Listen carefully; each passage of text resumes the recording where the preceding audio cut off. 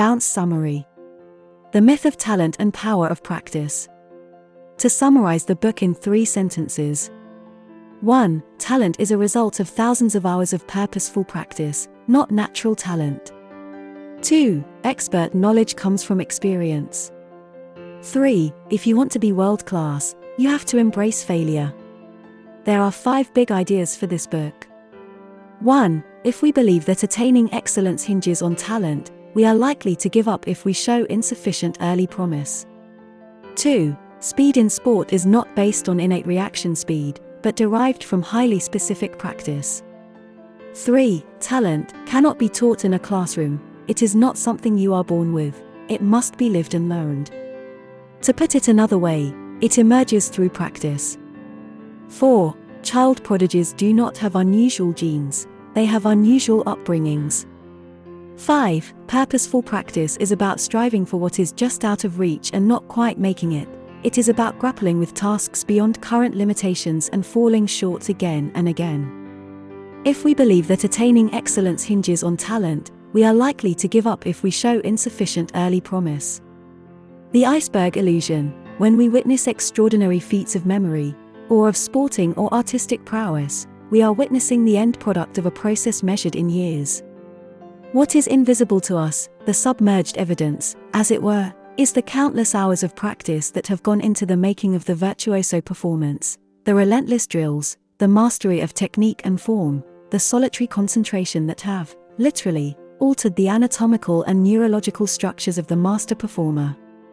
What we do not see is what we might call the hidden logic of success. Speed in sport is not based on innate reaction speed, but derived from highly specific practice. It is also worth noting that the development of motor expertise, skilled movement, is inseparable from the development of perceptual expertise, chunking patterns. The essential problem regarding the attainment of excellence is that expert knowledge simply cannot be taught in the classroom over the course of a rainy afternoon, or indeed 1,000 rainy afternoons. Good decision-making is about compressing the informational load by decoding the meaning of patterns derived from experience. Talent cannot be taught in a classroom. It is not something you are born with. It must be lived and learned. To put it another way, it emerges through practice. Complexity describes those tasks characterized by combinatorial explosion, tasks where success is determined, first and foremost, by superiority in software, pattern recognition and sophisticated motor programs, rather than hardware, simple speed or strength. Child prodigies do not have unusual genes, they have unusual upbringings. When most people practice, they focus on the things they can do effortlessly, Erickson has said. Expert practice is different. It entails considerable, specific, and sustained efforts to do something you can't do well, or even at all. Research across domains shows that it is only by working at what you can't do that you turn into the expert you want to become.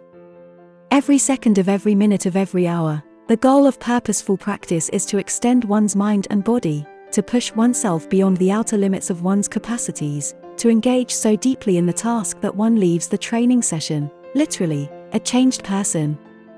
Purposeful practice is about striving for what is just out of reach and not quite making it.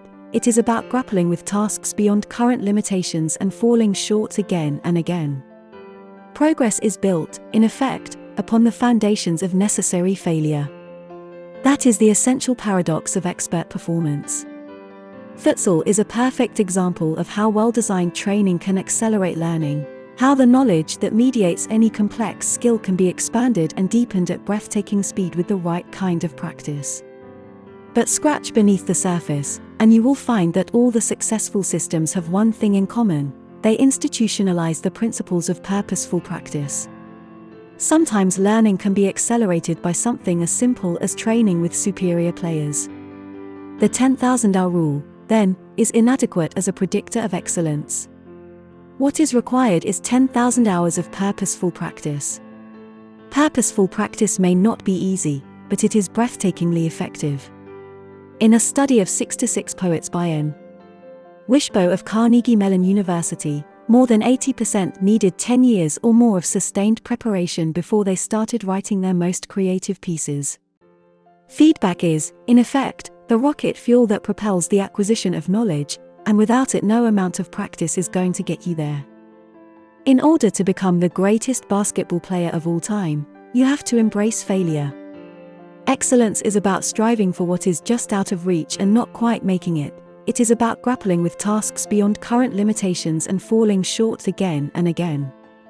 Intelligence-based praise orientates its receivers towards the fixed mindset. It suggests to them that intelligence is of primary importance rather than the effort through which intelligence can be transformed, and it teaches them to pursue easy challenges at the expense of real learning. The thing that often separates the best from the rest is a capacity to believe things that are not true but which are incredibly effective. One of the most remarkable findings of modern psychology is the extraordinary capacity of human beings to mold the evidence to fit their beliefs rather than the other way around. It is our capacity to believe in spite of the evidence and sometimes in spite of our other deeply held beliefs.